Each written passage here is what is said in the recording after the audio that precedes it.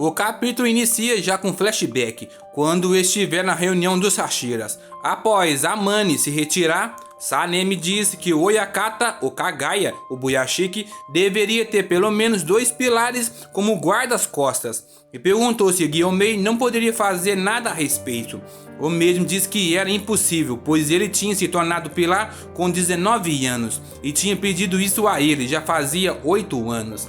Mas ele se recusava a fazer isso, pois ele insistia que alguém forte como um pilar não deveria ser desperdiçado com ele. Assim, isso era um problema.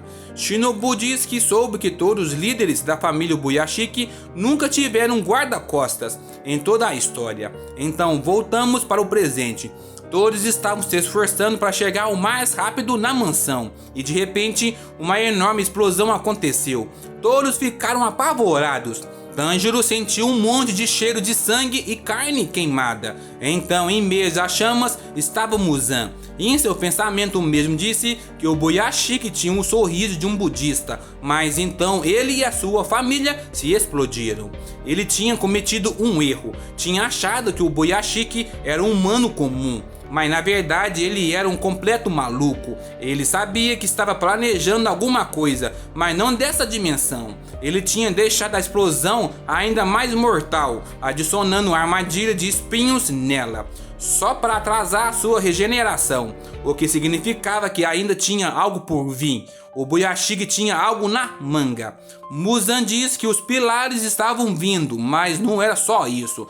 Vai ter algo diferente. Ele tinha usado a si mesmo como isca, pois o ódio e a raiva dele por ele era como se fosse uma cobra que estava escondida todo esse tempo. Mas ele o admirava. Ele tinha escondido suas ações assassinas e perguntou se a mulher e as filhas dele estavam cientes do plano, mas não importava. Ele não podia entrar em pânico, pois seu corpo iria se regenerar. Então várias sementes de carne apareceram. Era uma técnica demoníaca. Assim, vários espinhos o imobilizaram. O mesmo se perguntou quem estava usando essa técnica demoníaca, pois os espinhos estavam se ramificando pela sua pele. Ele não podia tirá-los, mas isso não era tão ruim, ele poderia absorvê-los. E de repente Tamayo enfiou sua mão na barriga do mesmo.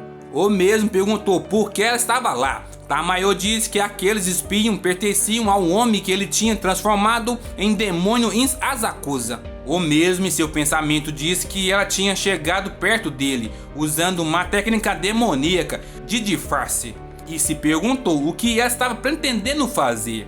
A mesma disse que ele tinha absorvido o punho dela e perguntou se ele sabia o que tinha dentro. Era uma droga para transformar demônios de volta a humanos. Sorrindo, perguntou se estava funcionando. O Muzan disse que ela não deveria ser capaz de fazer isso, e a mesma disse que a situação tinha mudado, mas teria sido impossível se ela tivesse tentado sozinha. O Muzan disse que ela era uma mulher teimosa, e seu ódio por ele era um insulto, e perguntou quem tinha matado seu marido e seus filhos. Foi ele? Mas não, tinha sido ela. Ela comeu eles. Chorando, a mesma diz que se soubesse que aquilo iria acontecer, ela não teria se tornado um demônio, pois tudo que ela queria não era morrer da sua doença.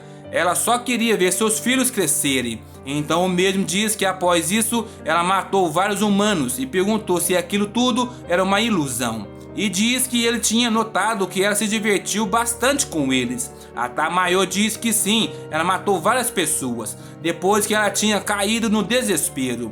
Mas então ela tinha decidido pagar os seus pecados. Ele iria morrer ali e agora. Ele e ela iriam morrer ali. Então ela gritou para o Gyomei fazer, e o mesmo atacou ferozmente.